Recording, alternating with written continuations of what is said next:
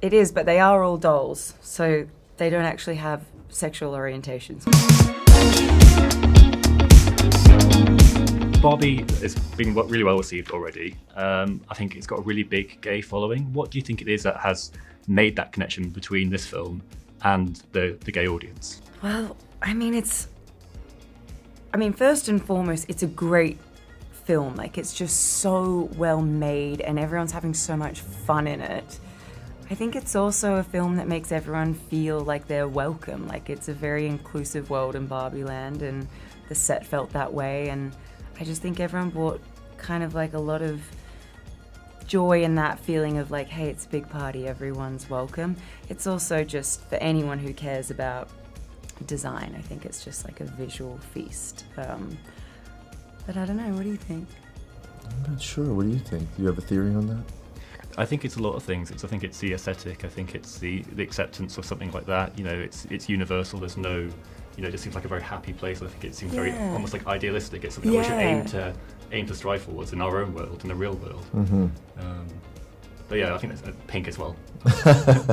Helps as well. Yeah. Margot, as producer, I wondered did you consult with the likes of Scott Evans and Harry Neff about the film's approach to LGBTQ representation? Yeah, we were really conscious when kind of bringing the group together. Like I said, we wanted Barbie Land to feel incredibly inclusive, and we wanted this film to feel like everyone was welcome. So it was so important that kind of every person that was like coming aboard the party would be able to represent someone else that could be watching this movie. So it was important, and more than anything, casting everyone was about what energy they brought to it, as opposed to like trying to tick specific boxes. But at the same time, we were definitely conscious that we wanted everyone to feel represented in the movie.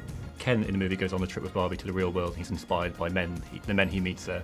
I just wondered, have there been any queer men that you've been inspired by, whether in general or particularly for the role of Ken, who's kind of seen as something as a gay icon? I mean, sure, of course, in my life, many, but I don't know if there's any one in particular for Ken. Ken is a sort of he's a conundrum. That one, it was hard to sort of find any one particular inspiration. It was more other than Barbie, exactly. Barbie was the inspiration. That's true. Then there are some fan theories that the character of Ken or a Ken in the film might be gay. Is there? What do you guys think about that? You know, is Barbie Land as inclusive as we'd want the real world to be? It is, but they are all dolls, so they don't actually have sexual orientations because they don't have any organs or reproductive organs, we figured.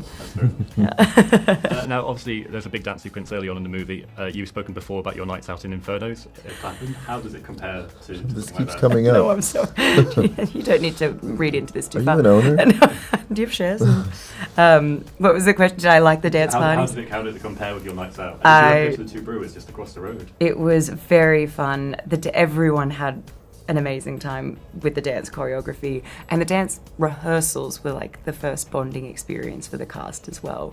But yeah, last night was the premiere, so we had a really fun boogie last night as well. It wasn't Infernos, but it was great.